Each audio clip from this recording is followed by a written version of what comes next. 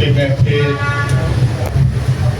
میری عمر سے بڑے سارے کے سارے میرے محترم المقام بھائی صاحبان، ان کو اور میرے سامنے بیٹھے میرے بھائی اور بزرگ بلا تفریق کہ کون کس عہدے پہ ہے، ہر ایک کو 78واں یوم آزادی مبارک ہو۔ 2 منٹ کا مجھے حکم ہوا ہے اور میری خواہش ہے کہ 2 سے 3 منٹ کے اندر میں اپنی گفتگو کو سمیٹوں، اور سپریم کورٹ کا سب سے اچھا لاہر وہی ہوتا ہے جو شارٹ ٹائم میں اپنی گفتگو جج صاحب تک پہنچا دے۔ پاکستان کا مطلب کیا؟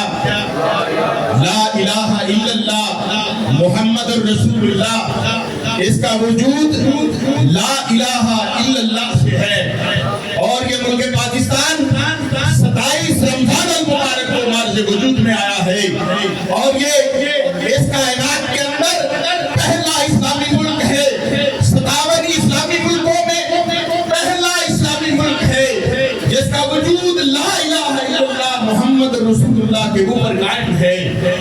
اور اس کی ایک اور حیثیت، خصوصیت اور اس کا پلس پوائنٹ آپ کو بتا دوں، اس میں لفظ 14 ہے۔ 14 کون 14 کو جانتا ہے؟ 4 اور 1 کو جمع کرے تو 5 بنتا ہے۔ اس میں 5 کا کرم ہے، سایہ ہے، اسی لیے اس کی عظمت ہے، رفت ہے، اس کا وقار ہے۔ خدا کی عزت کی قسم، اس کو بنانے والا محمد علی، اسی نام کی نسبت سے محمد بھی ہے، علی بھی ہے۔ اس کی بہن کا نام فاطمہ ہے، اس کا سب سے مقدس نشان حیدر ہے، اسی لیے آج تک یہ اپنے قدموں پہ کھڑا ہے۔ میں اقبال کی وہ بات آپ کے سامنے دہرانا چاہتا ہوں، افراد کے ہاتھوں میں ہے اقوام کی تقدیر، ہر فرد ہے ملت پہ مقدر کا ستارہ، نگاہ عشق سے ہر پست کو والا کر دے، نگاہ عشق سے ہر پست کو والا کر دے۔ یہ وہ خواب تھا اقبال کا جس کی تکمیل ابھی باقی ہے۔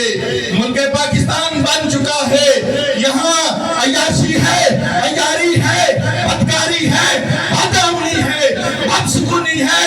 میں اس طرح کا پاکستان چاہتا ہوں جس میں غریب کی عزت بڑھے، اس کا وقار بڑھے، اس کے میرے بچے ایک سکول میں پڑھے، اس کے ہاتھ میں، اس ملک کے پرائم منسٹر کے بچے کے ہاتھ میں ایک کتاب ہو، ایک سڑک ہو۔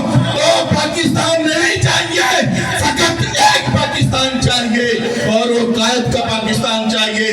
وقت کی کمی کے باعث میں آپ سے اجازت چاہتا ہوں، اللہ نے زندگی میں پھر کبھی موقع دیا تو باقی باتیں بعد میں۔ اللہ تعالیٰ آپ سب کو سلامت رکھے۔